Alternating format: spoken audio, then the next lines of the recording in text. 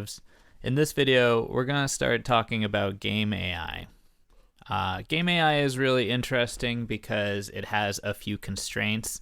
It's runtime, and it also which means that it has to operate with the computer at whatever processing speed there is. So there are a lot of constraints there. And as well as the fact that game AI generally is for the player. So we often allow for, we're not looking for efficiencies all the time. If you've ever played the chess on really, really hard, like a chess AI on really hard, those are much more. Those are much more efficient kind of AI. They're much more robust in the way that they can really work on a problem or work out all the different strategies that are involved. So game AI, though, is not the same thing as neural networks.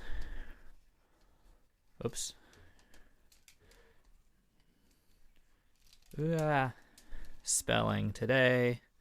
Neural network.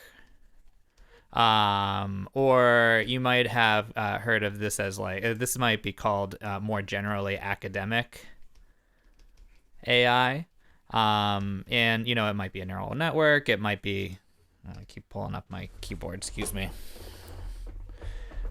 It might be a neural network. It might actually be something more like the Watson IBM computer that was on Jeopardy. And the characteristics of these AI is that they're trying to mimic. They're trying to mimic real behavior, or figure out through trial and error, etc. So this is like walking robots, that kind of thing as well. That it's more generally the replication of human AI, of human intelligence, replication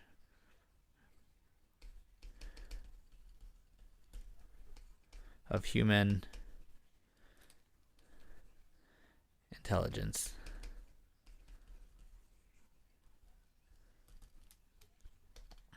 All right.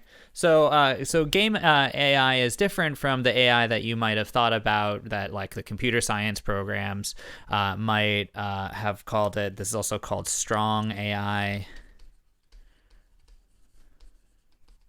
And and there are things that figure out other problems, whereas the game AI generally, we're just looking for the fastest answer so that we can perform the action that's needed. We're not looking to solve every problem, but usually just really constrained with what it is that an AI can do. So we're looking for, in game AI, for NPCs and computer to act believably.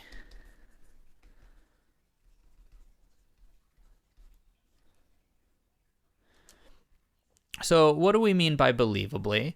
Well, we mean, so NPCs and computers need to act believably while balancing processing power. Processing needs. So oftentimes what this means is we cheat. For instance, in most top-down like strategy war games, the computer knows exactly where you are the entire time.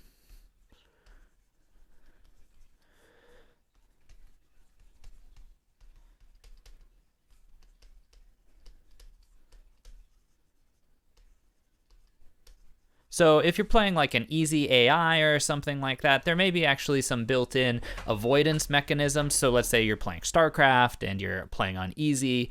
The AI actually, the other opposing team, they know where your base is, and they will, instead of sending by a Zergling and sending a Zerg rush in right away, they'll actually intentionally avoid it until maybe the 5-minute mark or something, and then they'll send in a test. So it's all about acting believably. And that's and the way we do that.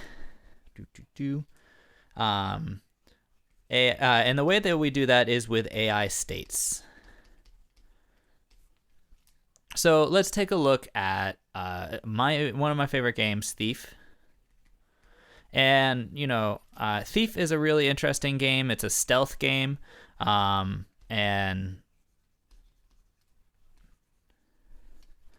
it's a stealth game, and there's the player, and the player is tasked with collecting money, also usually stealing something specific. Hey, I'm going to the bear pits tomorrow. So you might have to steal like a crown or whatever. And the way you do the way you go about doing this is that you maneuver through the environment and you avoid guards who are patrolling around. There's also zombies in there as well, but we're not going to talk about the zombies right now. We'll talk about them in a minute. It makes me sick. When I was a kid, surprised you're even in this job. So the way this works is that we have ourselves a guard, and the guard has a state machine, and this, what it does is says, I should be doing this. Cheek spikes and razor collars and paw hooks and all that knifery is coming to the open. And inside of this, we put rule sets. So whatever it is that the state is, and we'll go over and break down the Thief AI specifically. Whatever that state is, do those things, obey those rules, and then change out your state to another state based off of a series of inputs or player inputs or different conditions that you're looking out for. So in the case of Thief, there are 4 states.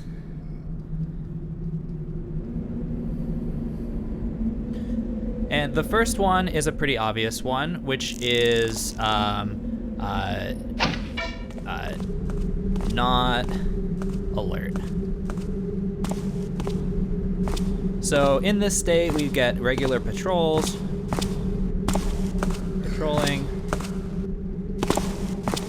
witty banter.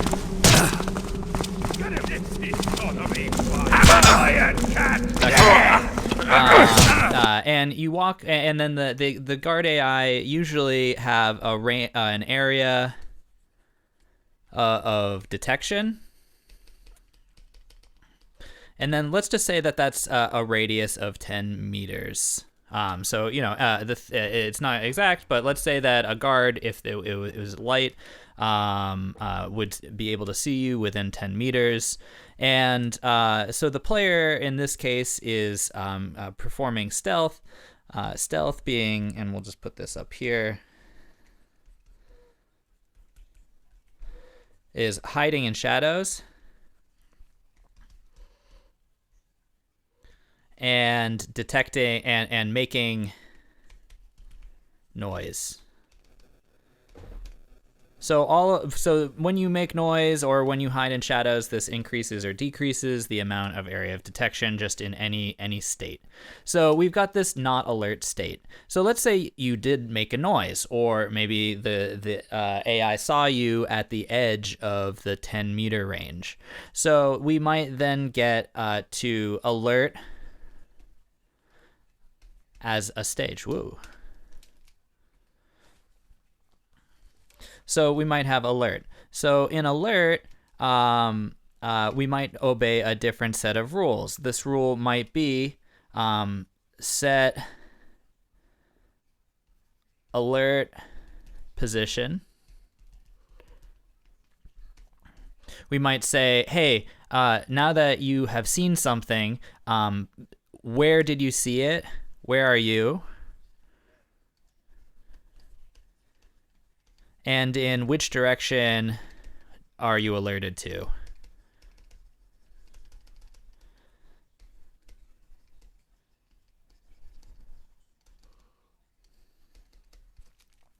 So once this is happening, the AI is going to go through a series of different steps. It's going to walk towards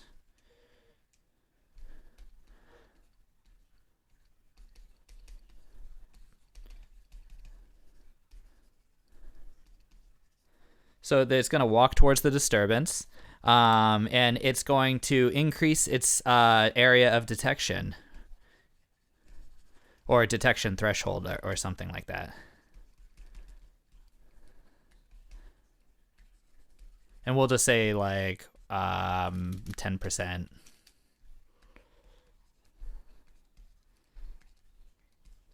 Okay, so you increase the detection threshold by maybe 10%. So that means that you're extra alert. And then you might have been found. Oops. So we might have been in another state. Once you've been found, engage. So this is attack the player. Call for help. And run away if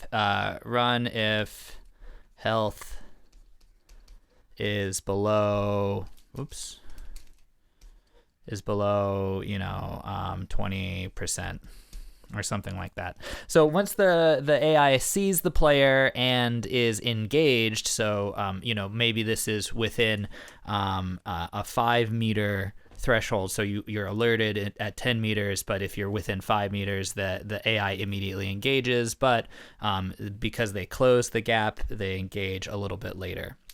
They have a different set of AI. They behave differently. The other thing we've got is, and then we've got this fourth state, which is alert, engaged. So this is a longer cooldown.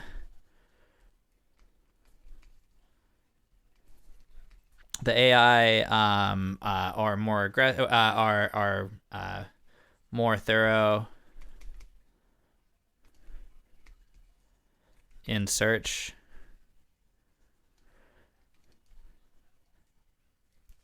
So and at on high alert.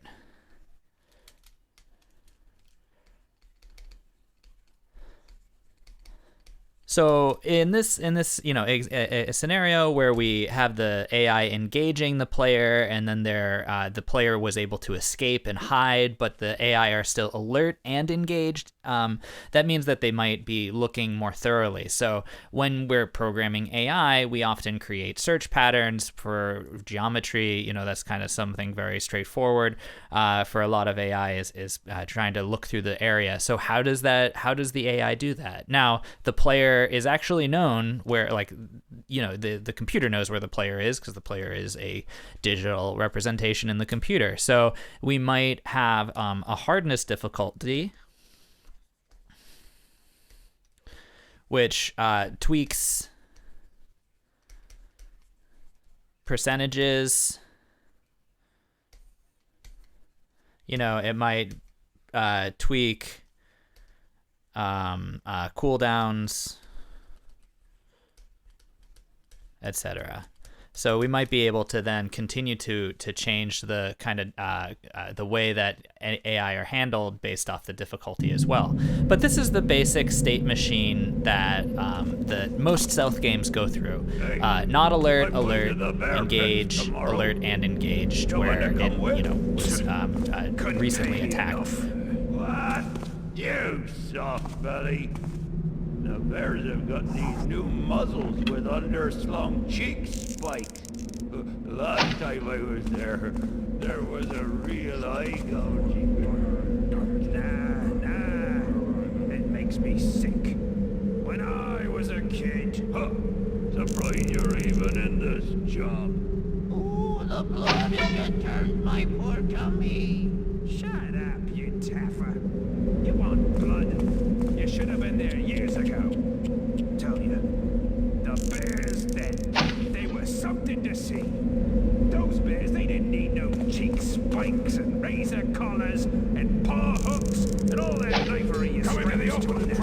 ain't no paw-hooks. What'd they do? Just Keep alert. bump into each I saw other. something. When I find you, you'll regret it.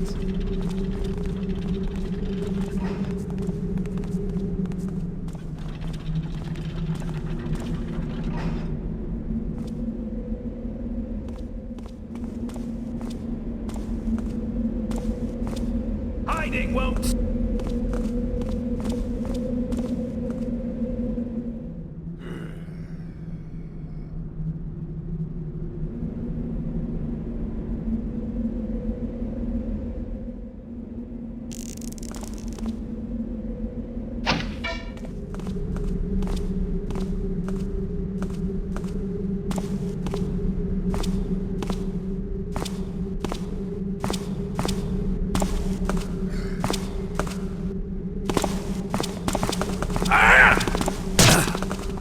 Get him, it's gonna be fine. Quiet, cat! or whatever. So now this is actually one of the questions that I asked Tim Stelmach when I interviewed for my first job, and because it drove me nuts, and we had a really great discussion about it afterwards, and he explained something to me. So in this game Thief, there was these AI, and the AI were zombies, and the zombies are AI that kind of were laying in a crypt, and then they suddenly spring up to life, and they go, I always had trouble with that level, and I thought, well, they're supernatural beings, maybe they can see in the dark or something like that. And it turns out that they were actually using the exact same set of AI that the guards were using, but the messaging was different. So one thing, this is just kind of a side note as we're creating AI and we're creating states. So one of the things that we need to do is communicate. Oops.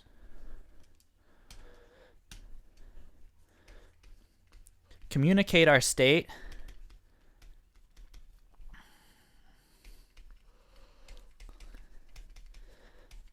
to the player. Now, you're also going to be communicating this state to all the other AI, and there's coordinations and stuff. But one of the most important things to do when you're thinking about this is, how do you telegraph what state the AI was in or is in order to tell the player what they need, how they need to react, or how they need to behave? Because players, they pick up on this kind of stuff too.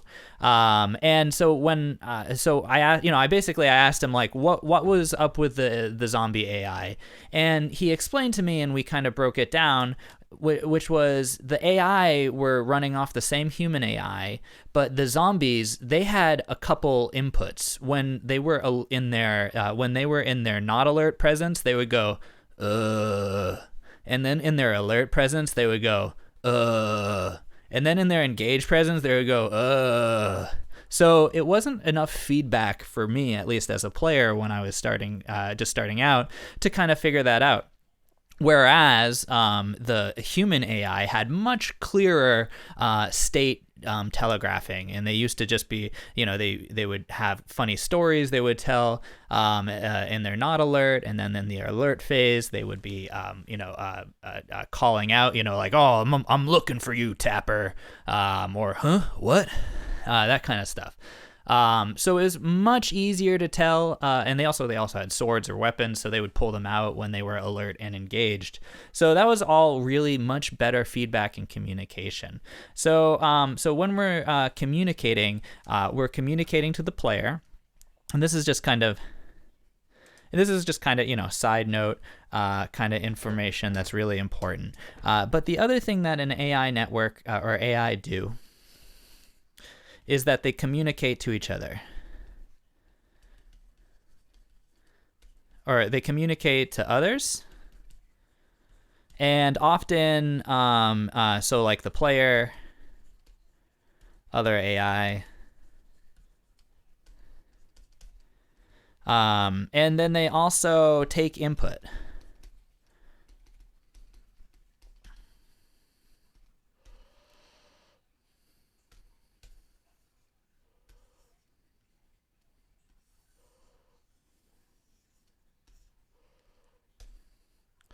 So, like, where am I? Where is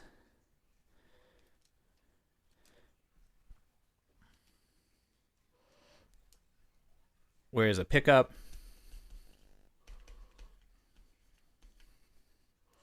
And that kind of thing. How much health would they have? Perhaps would change their AI effect. And it's basically a series of sets of logic that allows you to switch back and forth.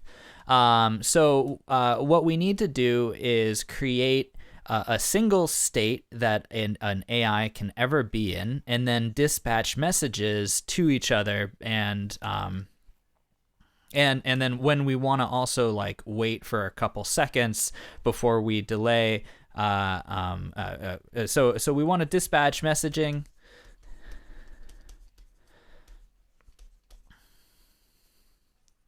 So for instance, a grenade, look out, grenade.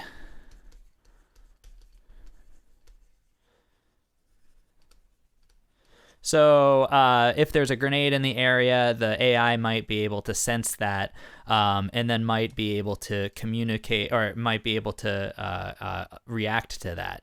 However, there might have been a state that they were in before, so perhaps they were in the shooting state at player. So a grenade is thrown. Here, we'll put that there.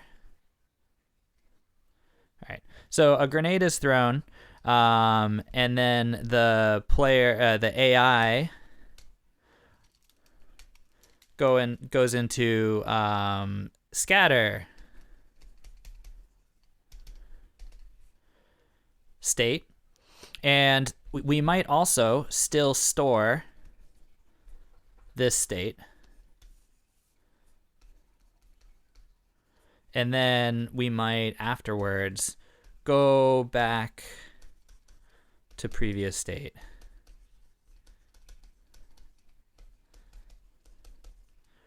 Or make a decision, or decide again. There's a couple different ways you could do it, but the decisions are what make a game AI really realistic sometimes. However, decisions are a double-edged sword.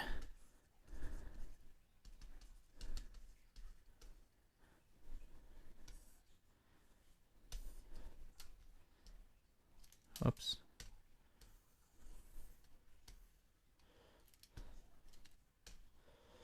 So we've got CPU.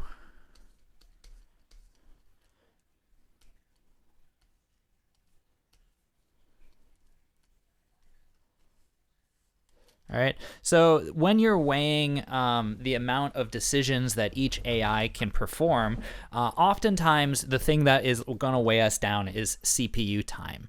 So let's take an example, and I'm not going to go into everything about Big O notation, but let's just look at a basic example of what I mean by this.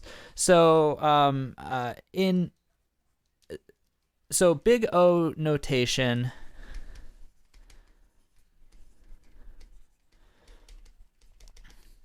is merely is basically kind of the rate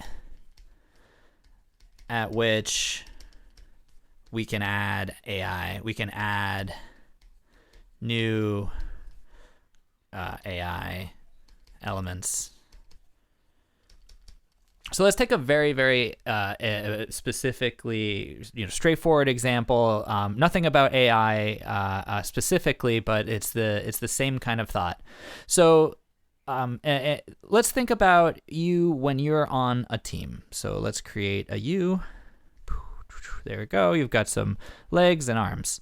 And then we've got ourselves a partner in crime, maybe a new teammate. Now, if you are going to be communicating with a teammate here, you are going to have 2 lanes of communication, because you are going to be talking to them and they are going to be talking to you. So you need to understand what the commands are or what the things are that they're telling you, and they have to understand you. So those are, lines of communication. And one thing that you may have noticed if you've ever worked on a really big team, that at some point it becomes much more difficult to continue working with everyone on the group at the same level of intensity and, kind of intimate knowledge of each other in terms of like how they work and having conversations, that kind of thing. And the reason for that is because if we add a third person, we don't have only two, we don't have 4 lanes of communication. We have 6.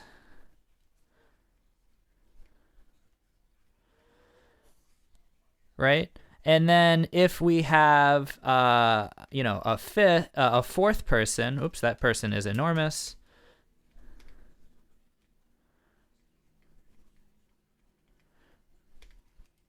And this is probably where we'll stop, because I think you get the point.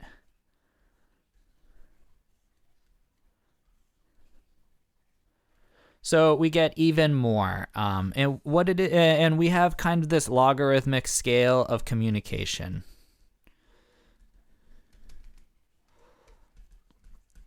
And so too, do we have, and this is why we have managers and that kind of thing. If in the game production class, we talk about this a lot in terms of management.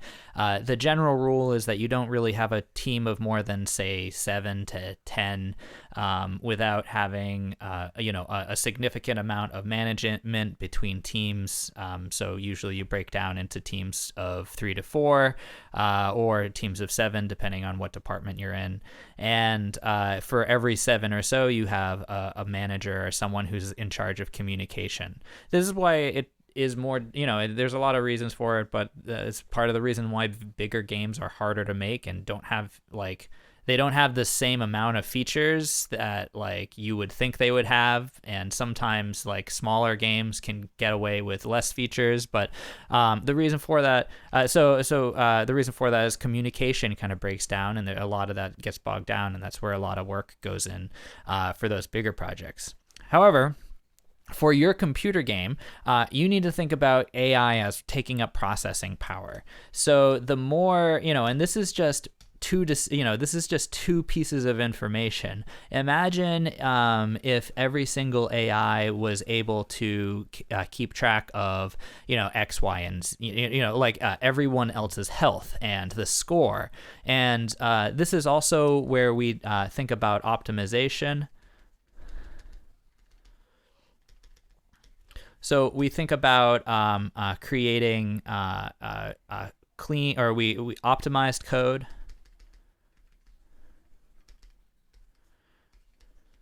Which is code that doesn't perform a lot of CPU tasks, and there's a lot of different ways to do that. But there, and there's links in the syllabus as well for optimization.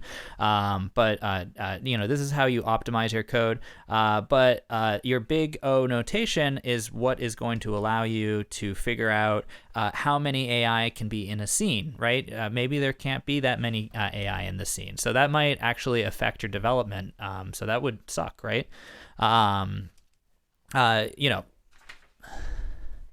That's also one of the reasons why the singleton pattern is very popular, especially in games. Although there's a lot of debate over it, it's still a really great example of something where we might use it for player health.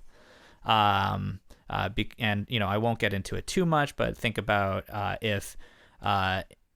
if every single AI had to ask for the player health all the time, or you could instead access it through the singleton pattern. And it can really make things much more straightforward. We'll do static public variable. So static, as we talked about in the other video, static means that there is only one of this data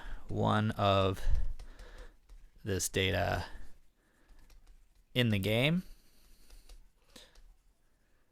So oftentimes we'll be setting things to static when we know we only need one of things, and then we can access it more quickly than, say, if every single AI had, a different state to check. Or if we could just set all of them to turn off at the same time because we can set the same, static variable. It can be used for a lot of different things. So when thinking about AI, you want to think about states. You want to think about where you're going to be creating your system.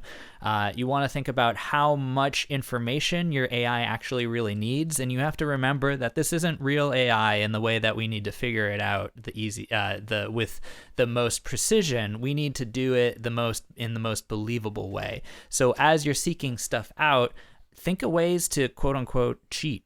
To make it look like the AI is really smart. There's also a great video that we'll link down below of the AI for the scene manager for Left 4 Dead. That was a really great scene manager. It really allowed you to kind of pace. It allows the developers to kind of pace the scene while randomly generating a lot of it. So you can check that out. What are some other great AI that you've seen in the past, or maybe really examples of stupid AI that never work? Post those down below. Other than that, I will see you in class.